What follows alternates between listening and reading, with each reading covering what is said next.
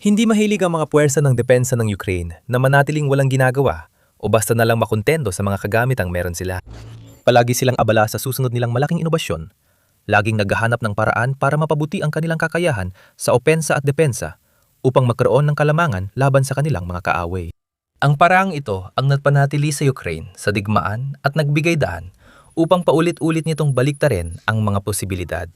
Ngayon, ilalabas na ng mga puwersa ng Kiev ang kanilang bagong imbensyon.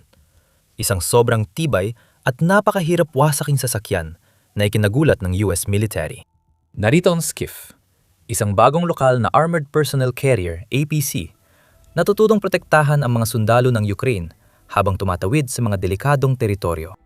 Gaya ng ibang APC o battle taxi, pangunahing tungkulin ng Skiff ang magdala ng tropa at kagamitan sa at mula sa mga lugar ng labanan. Kahit magkamukha sa paningin ng marami, mas nakatuon ng mga APC sa mobilidad kaysa direktang pakikidigma kumpara sa IFVs.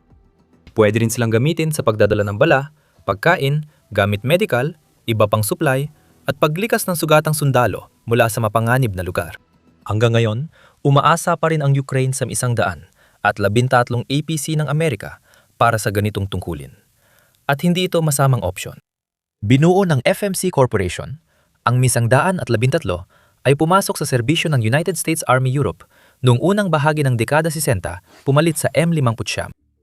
Unang ginamit ito noong Abril 1962 sa digmang Vietnam at naging pinakaginamit na armored vehicle ng US military sa digmang yon.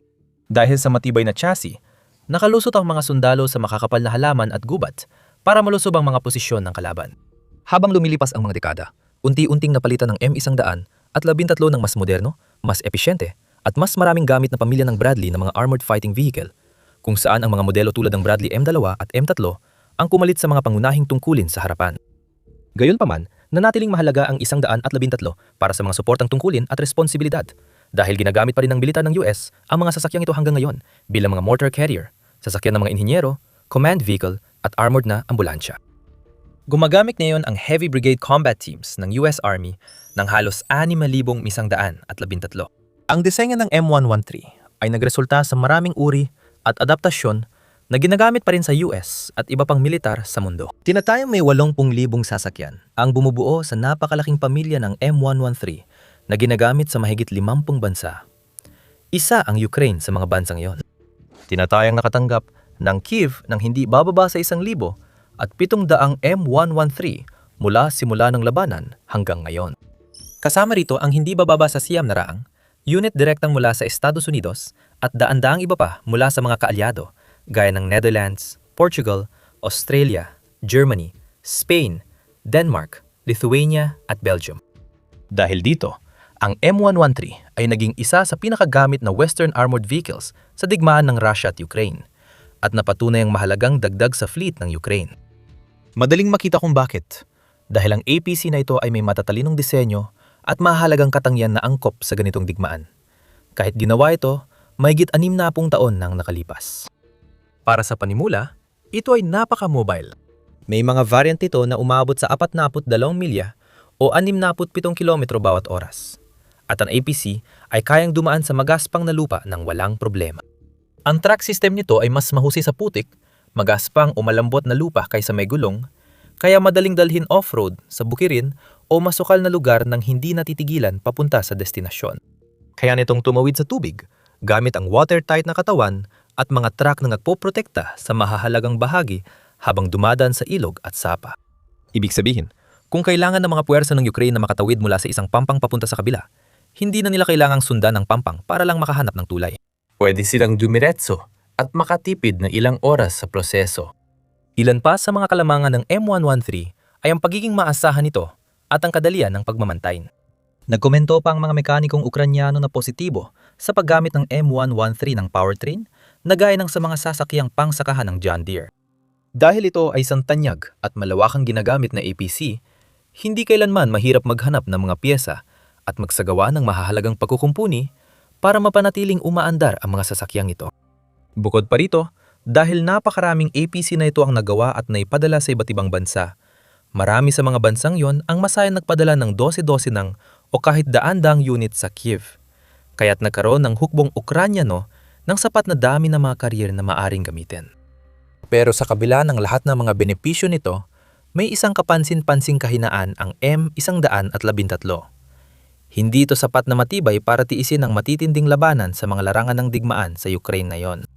Sa 2026 pangunahing banta na sa mga sasakyang Ukranyano ang FPV drone at artilyeryang pambubomba, hindi na maliliit na armas o granada na kayang salagin ng M113.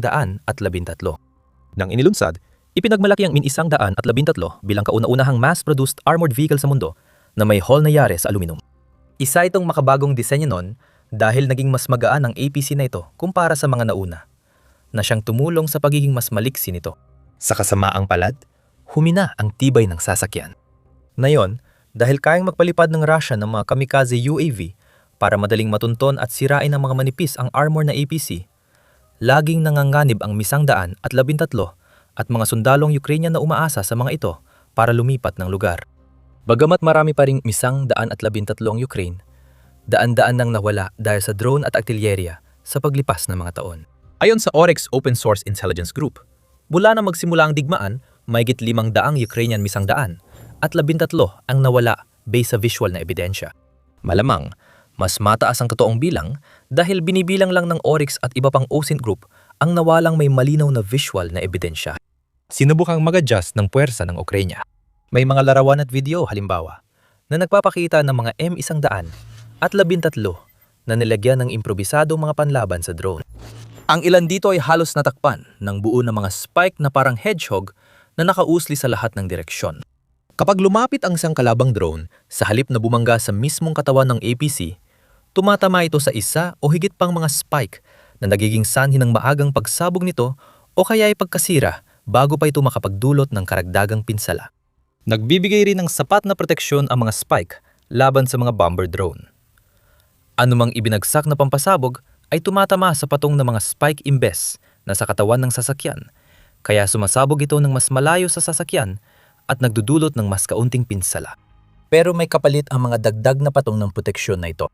Matagal ihanda at ikabit ang mga ito sa mga APC at maaari rin itong pahirapan ang mga tropa na pumasok at lumabas, halimbawa.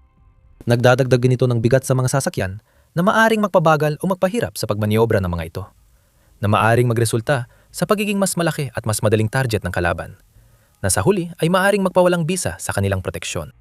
Sa isang perpektong mundo, hindi na sana kailangang mag-aksaya ng oras ang mga sundalong Ukranyano sa pagmamodify ng kanilang mga sasakyan sa ganitong paraan. Isa itong matrabaho at matagal na gawain na kumakain ng kanilang oras at atensyon mula sa iba pang mas mahalagang bagay. Mas maganda sana kung ang mga puwersa ng Kyiv ay makapagpalabas ng isang APC na may mas matibay na armor bilang bahagi na ng disenyo nito, at kayang tiisin ang mas matinding pinsala nang hindi nawawala ang kakaibang liksi at flexibility na dala ng M113. Kahit mukhang malaki ang hinihingi niyan, hindi naman, dahil iyon ang binibigay ng SCIF.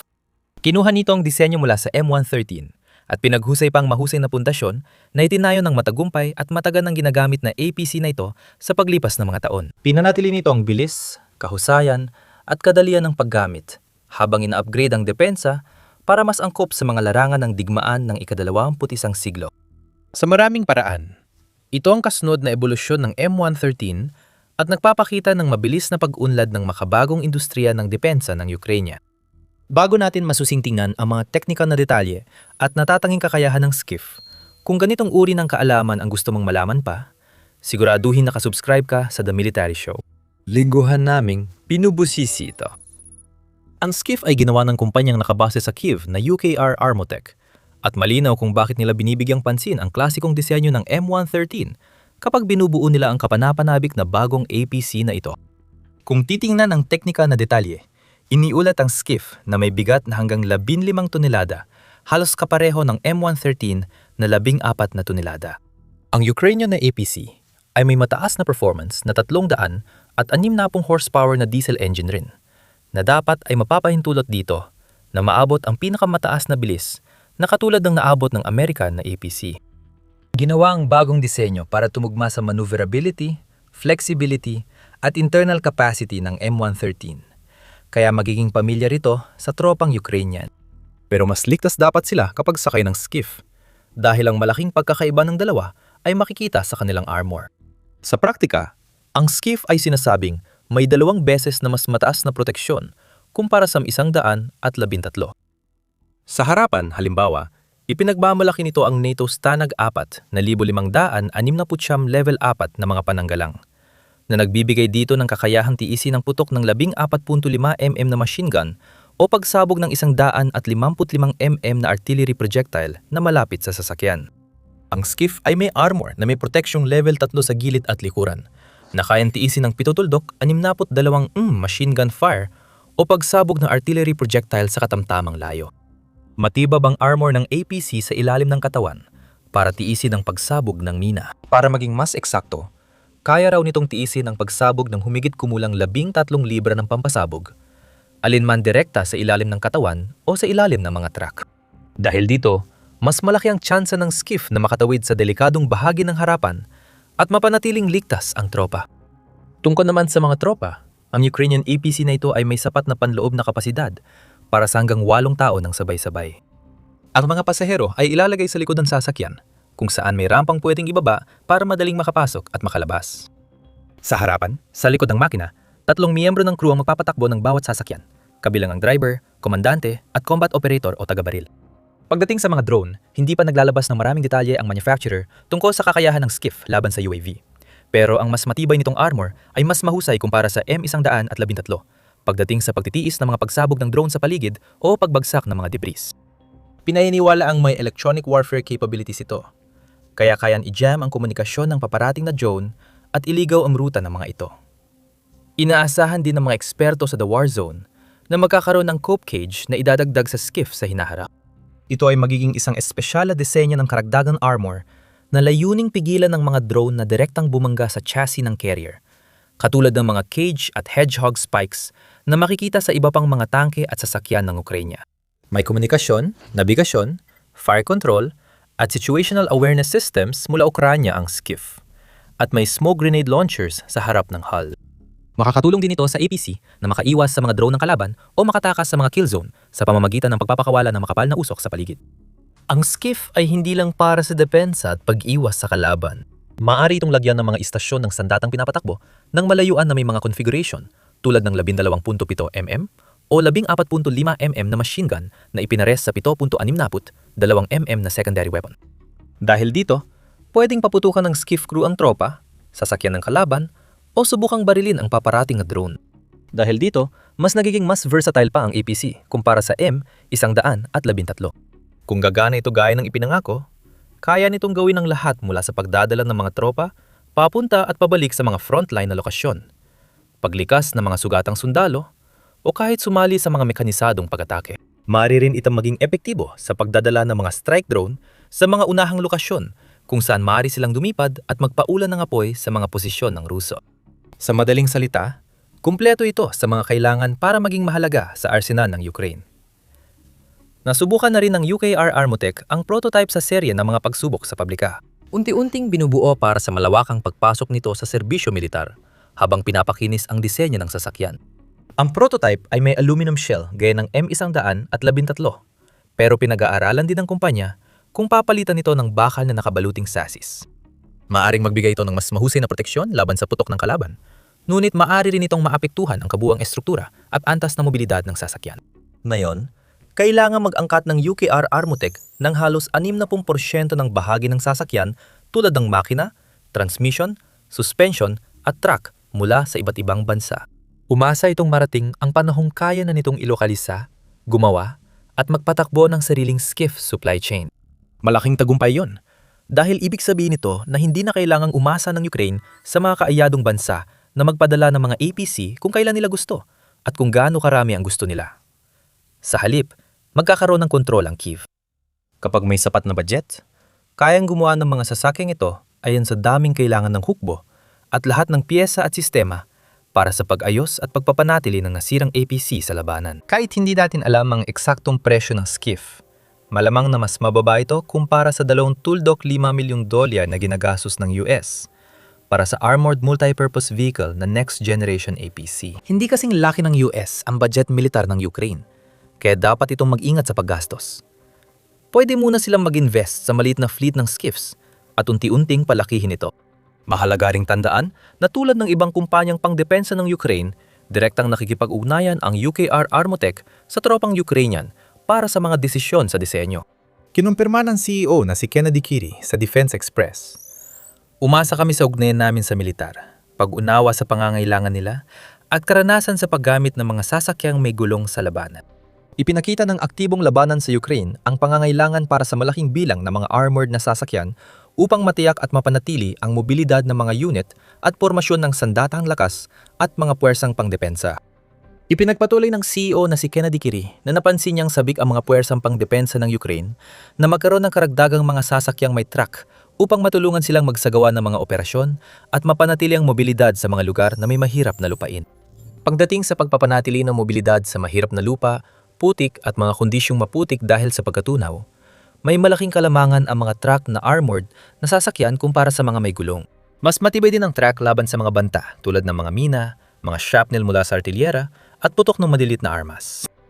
Napakahalaga na makita ang mga kumpanyang tulad nito na aktual na nakikipagtulungan ng malapitan sa hukbong sandatahan ng Ukraine. Isinasaalang-alang ang mga komento at alalahanin ng mga sundalo at sa esensya ay nagdidisenyo ng mga sasakyan at sistema para matugunan ang kanilang eksaktong pangangailangan.